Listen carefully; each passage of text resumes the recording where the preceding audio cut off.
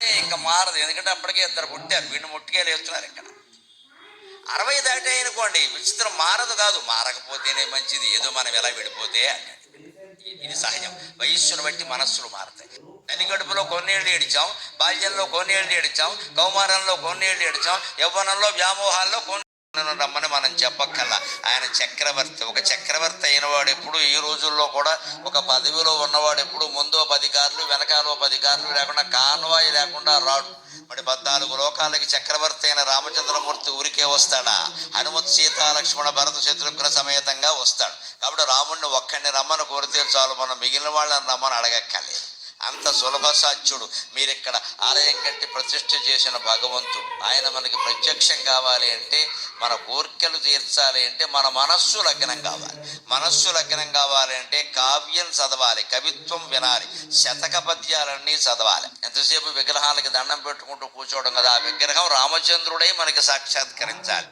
ఒక్క రామచంద్రుడు సాక్షాత్కరిస్తే వెనకాల సీతాదేవి అయినా అంతే. నిద్ర పట్టే ఉపాయం నేను చెబుతున్నాను. నేను అన్నానికి విషయంలో రాజీ పడతాను కానీ నిద్ర విషయంలో రాజీ పడను ఖచ్చితంగా. రాత్రి 10 గంటల నుంచి 5 గంటల వరకు 7 గంటలు పడుకోవలసింది. నిద్ర పట్టకపోవచ్చు, నిద్ర పట్టడం మన చేతుల్లో లేదు, కానీ కళ్ళు తెరవకుండా పడుకోవడం మన చేతుల్లో ఉంది. గమనించండి, ఆరోగ్య రహస్యం. కళ్ళు తెరవద్దు, అలాగే పడుకోండి, మొండిగా పడుకోండి. అవసరమైతే కళ్ళకు తువ్వాలు కట్టేయండి. అలా 7 గంటలు మాట్లాడకుండా స్మరణ చేసుకుంటూ పడుకుంటే ఉపయోగం ఏంటో తెలుసా? నిద్ర రాకపోయినా ఈ ప్రపంచానికి అంతటికీ మూలమైన అమ్మవారిని స్మరించామండి, అంతకంటే గొప్ప రాత్రి ఉంటుందా?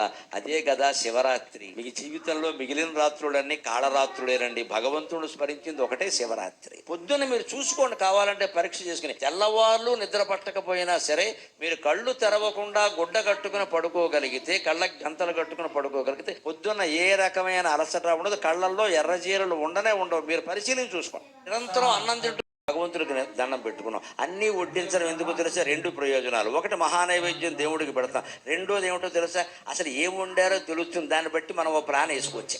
పప్పు వేసేస్తారు, కూర వేసేస్తారు, మధ్యలో బొబ్బట్లు ఉన్నాయంట. అప్పటికి మన పని అయిపోయింది. ఏం చేయమంటావు? నాకు బొబ్బట్లు బాగా ఇష్టం, నువ్వేమో చివరిలో పట్టుకొచ్చావు ఇక్కడ, నేను మజ్జిగోసుకున్నాక. అలా బొబ్బట్లే ముందుంటే అవే తినేవాళ్ళం కదా మా ప్రాణానికి. నువ్వు బొబ్బట్లు లోపలెట్టుకుని అప్పుడు తీస్తే ఎలాగా? అందుకే సంప్రదాయం ఏమిటంటే వండిన పదార్థాలు అక్కడ పెట్టాలి, ఒక చుక్కైనా వెయ్యాలి, ఒక ముక్కైనా వెయ్యాలి. అప్పుడు ఆయనకి తెలిసి ఏది ముందు తినాలో ఏది వెనక తినాలో ప్లానింగ్ వేసుకుంటాడు. అప్పుడు అతిథికి భోజనం పెట్టిన పుణ్యం వస్తుంది. లేకపోతే ఆయనకి ఇష్టం లేని కూర ఏదో చేసాం, కష్టమై మాట్లాడకుండా పాపం అది తినేసాడు, ఇష్టమైన తర్వాత వడ్డించారు, వాడికి తినడానికి ఓపిక లేదు. ఇంకా 2 విధాలా నష్టమే. ఇక్కడ ఈ మొత్తం అన్నం తినేటప్పుడు భగవత్ స్మరణ, శ్రీమాత్రే నమః, శ్రీమాత్రే నమః. అప్పుడు జీవితం చాలా అద్భుతంగా ముందు ఆహారం దగ్గర క్రమశిక్షణ, నైవేద్యం పెట్టాలి.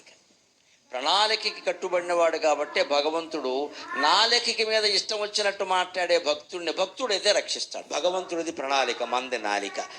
మాట్లాడాను, అనకూడని మాట అన్నాను, ఇది నా కొంప ముంచకుండా చూడమంటే భగవంతుడు ఎంత దయామయుడు అంటే, ఆ మాట వల్ల మనకి చెడ్డ పేరు రాకపోగా మంచి పేరు వచ్చేలా చేస్తారండి బాబు. మహామాయ, మహామాయ.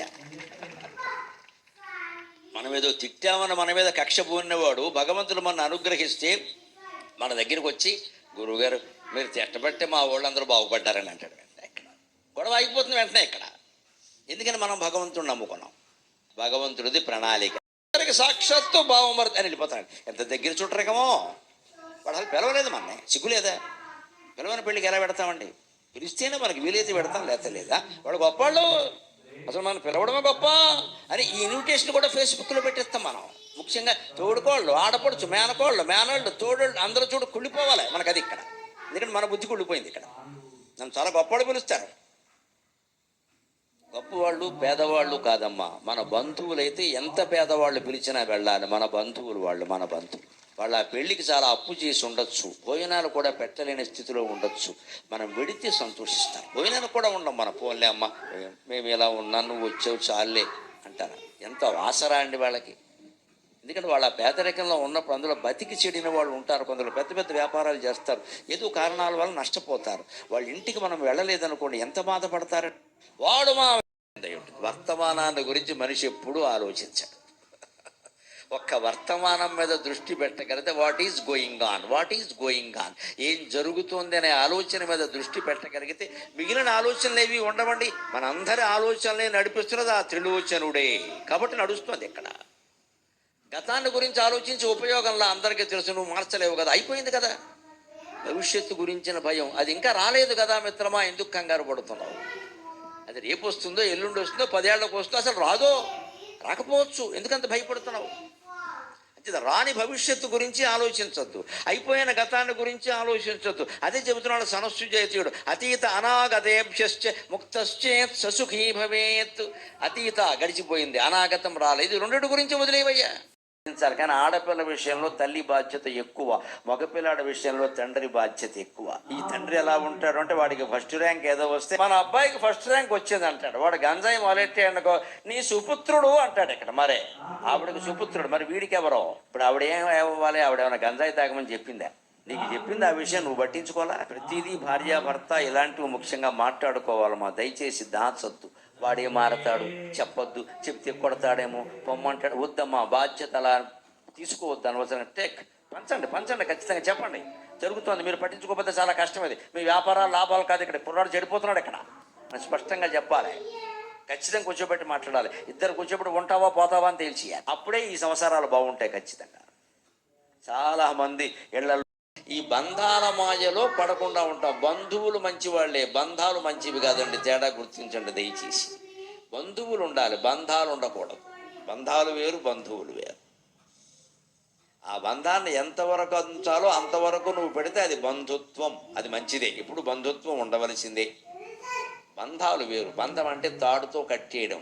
ఎవ్వరు, భార్య సహా, భర్త సహా, పిల్లలు సహా, ఇతర బంధువులు సహా ఎవ్వరూ మనని తాడుతో కట్టేసే పరిస్థితి తెచ్చుకోకూడదు. అంటే లిమిటేషన్, ఎంతవరకు ఉండాలో అంతవరకే ఉండాలి ఖచ్చితంగా.